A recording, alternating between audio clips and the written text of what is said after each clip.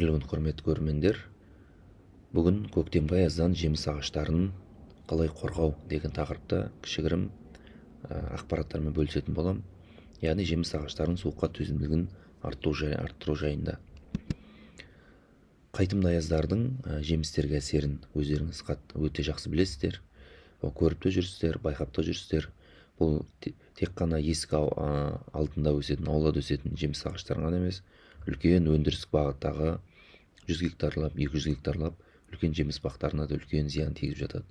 Өзім осыдан 2 жыл алдын ең үлкен куәсі болғаным, 200 гектарлап үлкен бақтардың мүлдем өнімсіз қалуына септігін тигізгенін өз көзіме көрген болатын. Енді бұның температура әртүрлі деңгейінің жемістердің даму фазасына қалай әсер ететіні жайлы сөз қозғайық. Бүршік жарып жатқан болатын болса, қайтымды аяздар, яғни -3,5 градустың өзі, ол оған үлкен зақым тигізеді, үсіп кетуіне. Одан кейін гүлшанақтар пайда бола бастаған кезде -3 градустың өзі үлкен зиян тигізеді. Одан кейін гүл пайда болған кезде, гүл жарған кезде -2 градустың өзі үлкен зиян тигізеді. Одан кейін гүлдену фазасы аяқталып, яғни түйнекке өту фазасы басталып жатқан кезде -1,5 градустың өзі үсуге алып келеді.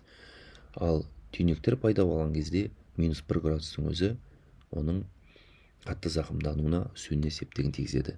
Яғни мына жерден қарап отыратын болсақ, яғни алманың даму фазасы үлкейген сайын суықтың тигізер әсері де жоғарылай береді. Байқасаңыздар, міне -3,5-дан басталды және -1-ге дейін әсер ететіні өзгерді. Зақымдану көрсеткіштері қалай болады? Мына жерде өте күшті келтірдік, көрсеттік. Мынау сол жақта тұрған екі гүлдің біреуі аман қалды суықтан, біреуі оң жақтағысы, сол жақтағысы, яғни оны қарасаңыз төбе қоңырланып, қарайып, ұлпаларының өлуіне әкеп соқты.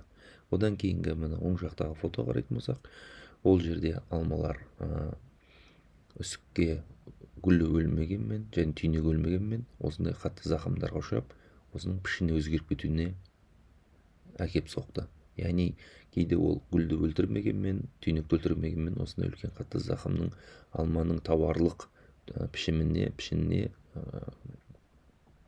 әсер ете алады. Сосын тағы да мына жерде сол жақта фото қарайтын болсақ, мына гүлдеу фазасында болған аяз, келген аяз, гүлдің қалай өлтірген көрінісі.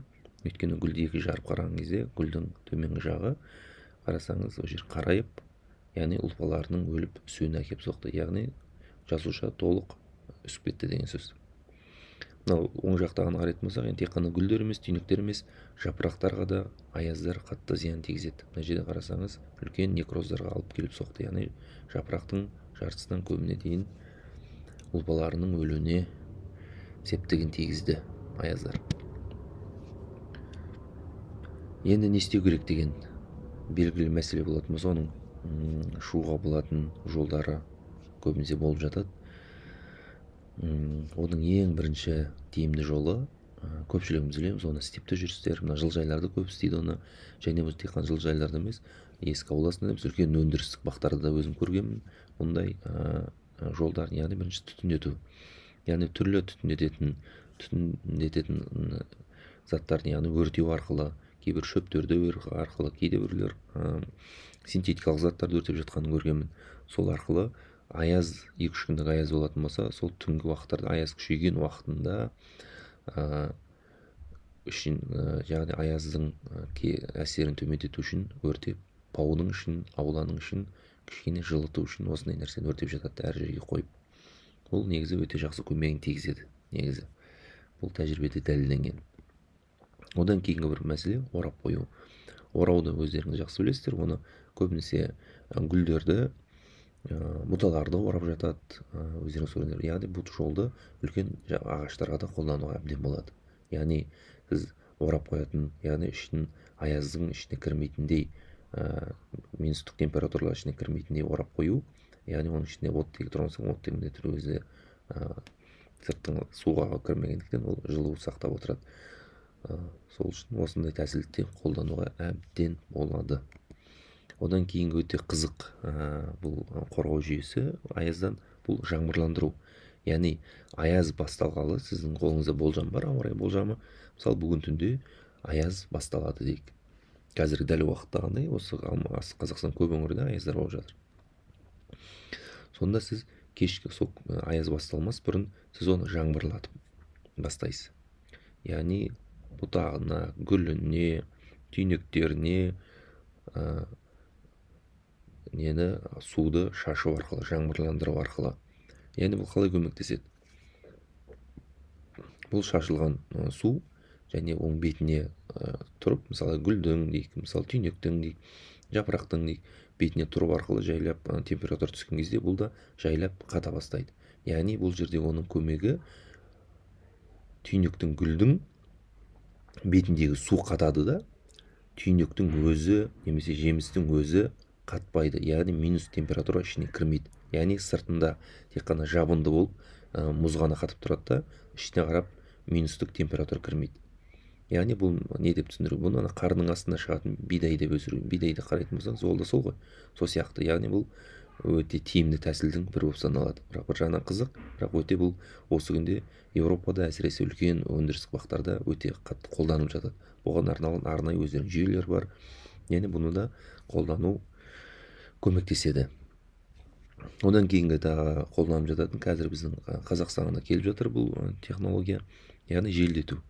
Яғни үлкен бақтарда, осы немесе аулада минустық температура білесіздер, көбінесе ол ауыр болады, ауа теріс, яғни ол төмен қарап түсуге дайын тұрады. Яғни сол кездегі мынау айналып вентиляторлар, желдеткіш құрылғылар сол жылы ауамен жоғарыдағы төмендегі су ауаны араластыру арқылы, яғни кішкене болсын оңтайлы жағдай қалыптастырады.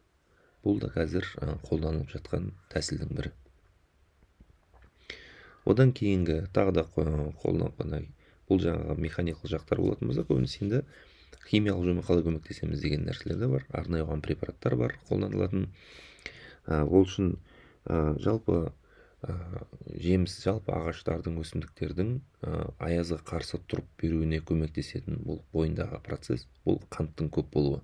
Егер бойында қант көп болатын болса, ол клетка бөліну көбейеді, яғни ол аязға қарсы, яғни түрлі факторлерге, қолайсыз факторлерге қарсы тұруы күшейеді. Яғни біздің міндетіміз оның бойындағы, яғни қантты көбейту.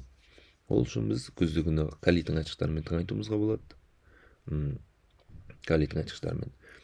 Сосын тағы да көктемде аяздар байқалатын байқасақ, алдын ала 3 препаратты келтіреді мына жерде, өздерінің нарықта өздерін дәлелдеген. Оның бірі Атоник плюс деген, осы аяздың алдында, аяздан кейін қолданылады. Одан кейін изобион деген бар. Ол да аяз басталар алдында және аяздан кейін қолданады. Айдамин деген де бар. Бұл да бұлардың да мақсаты өсімдіктің, ағаштың бойында қанттың үлесін жоғарылату арқылы аязға қарсы тұрулығын жоғарылату болып саналады.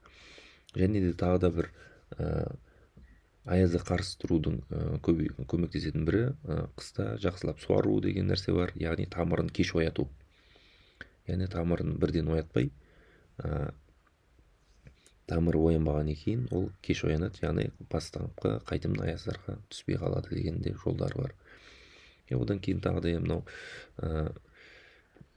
өсімдіктің бойын реттегіш өнімдер де бар. Оларды қолдануға болады. Оларды бізде оны көп жағдайда қолданылған өзім көп көре бермегенмін, бірақ оны қолдануға әбден мүмкін.